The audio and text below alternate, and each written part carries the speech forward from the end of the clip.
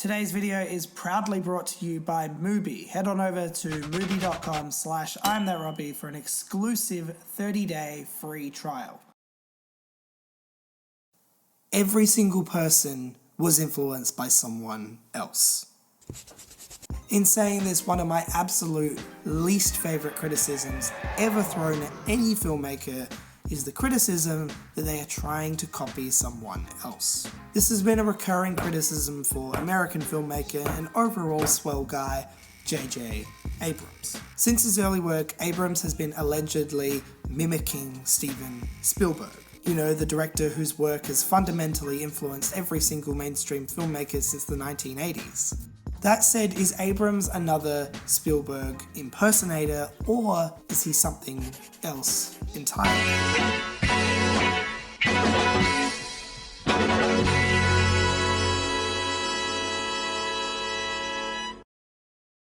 If you look at the 5 films that Abrams has directed, it is pretty difficult not to see the influence of Spielberg. I mean, his third film, and my personal favourite, Super 8, is perhaps the greatest homage ever. The whole feature plays out like a thank you letter to Spielberg and the impact he has had on the lives of millions. The movie plays with concepts and ideas that are incredibly evident in all of Spielberg's films from the 1980s, including Suburbia, family drama, kids, and aliens.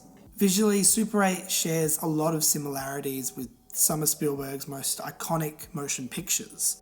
The famous final scene in Close Encounters of a Third Kind is replicated in Super 8 in a way that feels almost shot for shot.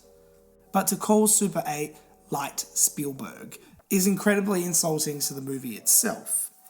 This is a film that bleeds of heart. Every single shot is expertly crafted to evoke a response from the audience. Each sequence and line of dialogue feels rich and open. As I said, it is my personal favourite of Abrams' incredibly impressive filmography. At the moment, the world is in a Spielberg or 1980s frenzy.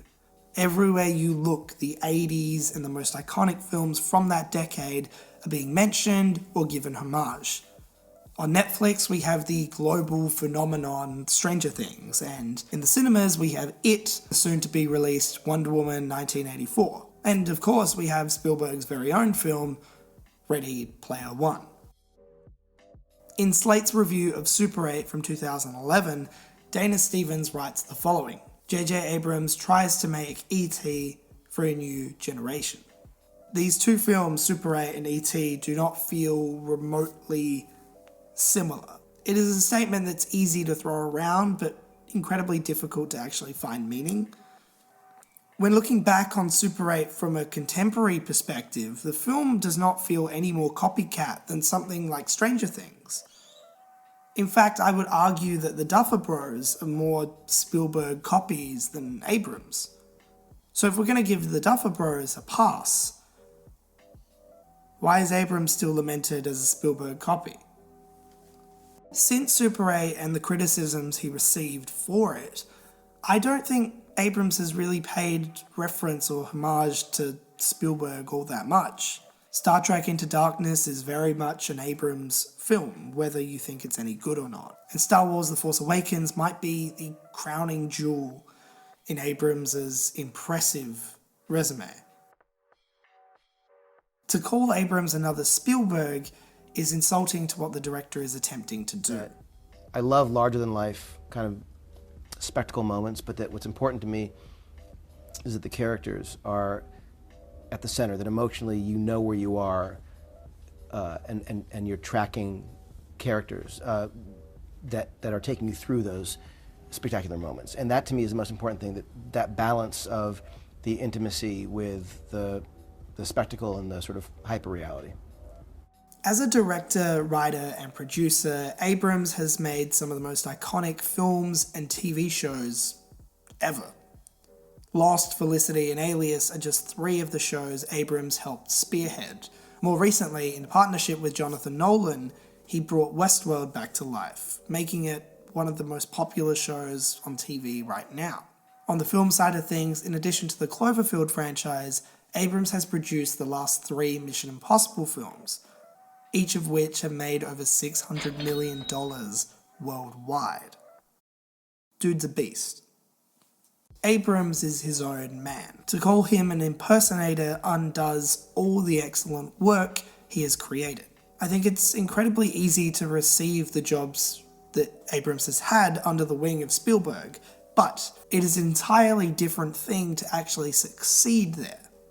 And I don't think he has achieved this by replicating Spielberg.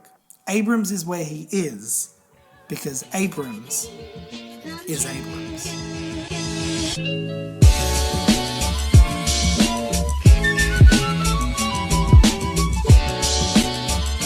Hey, a few videos ago I spoke to you guys about a wonderful streaming service by the name of Mubi, and today I'd kinda like to talk to you about them again. So, come on music man, let's roll.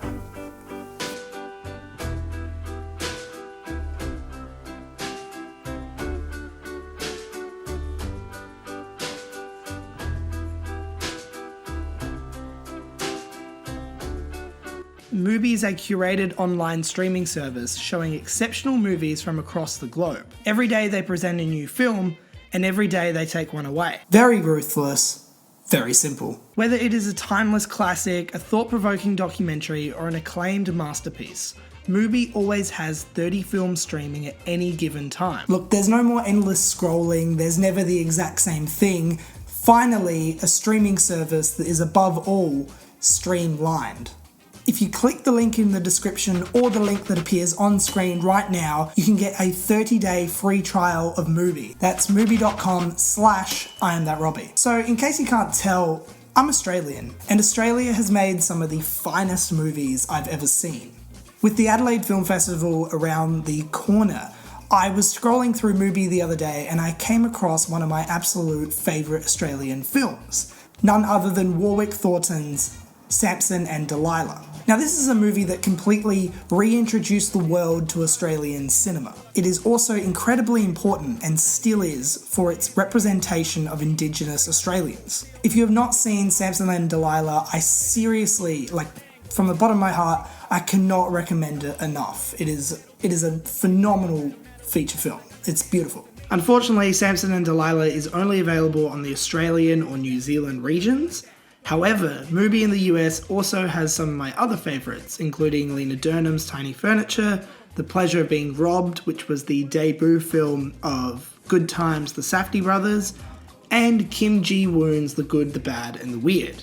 You can stream this film and many more by heading over to mubi.com/IamThatRobbie.